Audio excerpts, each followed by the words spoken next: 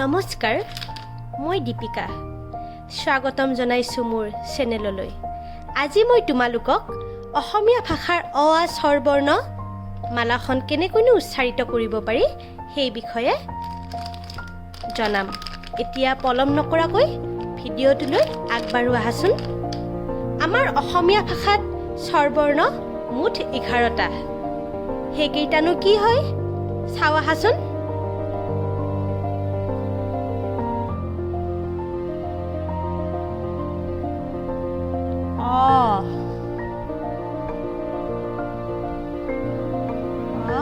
এনেকে ধুনীয়াকে লিখিবা দেই। ইয়াতে মাত্ৰাডাল দি দিবা খুব ধুনীয়াকে। এতিয়া লিখিম আমি আ।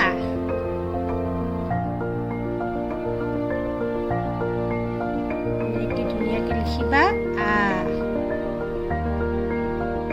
এনেকে দি অৰ্ডৰে হয় আকাৰডাল দি দিবা।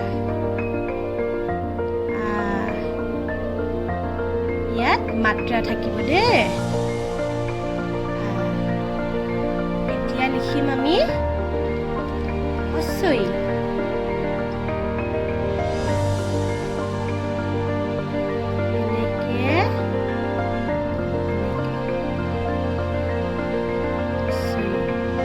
এনেকে মাত্ৰাডাল দি দিবা।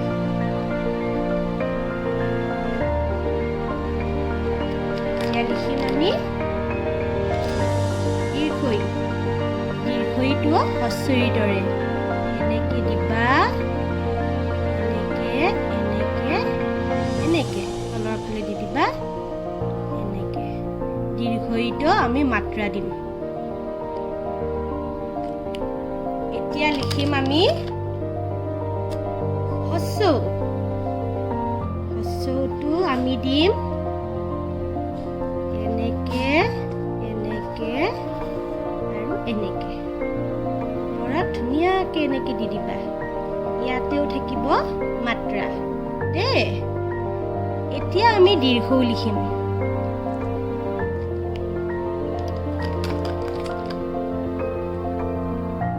দীৰ্ঘটো আমি দিম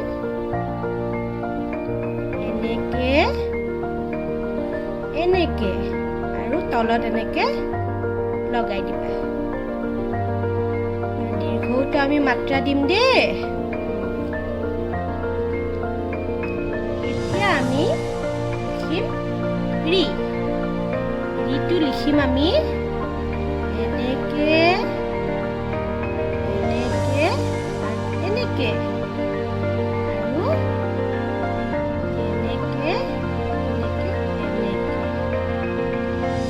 ইয়াতো এডাল আকাৰ থাকিব। ইয়াত কোনো ধৰণৰ মাত্ৰা নাথাকে দেই। এতিয়া আমি লিখিম এ। এইটো আমি দিম এনেকে এনেকে ওপৰলৈ দিবা দেই। এইটো কোনো ধৰণৰ মাত্ৰা আমি নিদিওঁ। এতিয়া লিখিম আমি ঐ। ঐটো একেবাৰে এইৰ দৰে হয়। এনেকে আৰু এনেকে আৰু ইয়াতো তুমি এনেকে দি দিবা তোমালোকে দেই। এতিয়া আমি লিখিম ও। ওটো এনেকে লৈ এনেকে এনেকে। ঠিক আছে। এইবাৰ আমি শেষৰ বৰ্ণটো লিখিম ও। ওটো একেবাৰে ওৰ দৰে হয়। এনেকে এনেকে এনেকে আৰু ইয়াতো এনেকে দি দিবা দেই। ইয়াত কোনো ধৰণৰ মাত্ৰা নাথাকে। এইখিনিয়ে হ'ল আমাৰ অসমীয়া স্বৰবৰ্ণ। এতিয়া তোমালোকে নিজে নিজে লিখিবা। চেষ্টা কৰিবাচোন লিখিব। আৰু যদি মোৰ ভিডিঅ'টো চাই কিনে তোমালোকে উপকৃত হোৱা বুলি ভাবা তেন্তে এটা লাইক কৰিবা, শ্বেয়াৰ কৰিবা আৰু চেনেলটো ছাবস্ক্ৰাইব কৰিবা বুলি আশা কৰিলোঁ। ধন্যবাদ।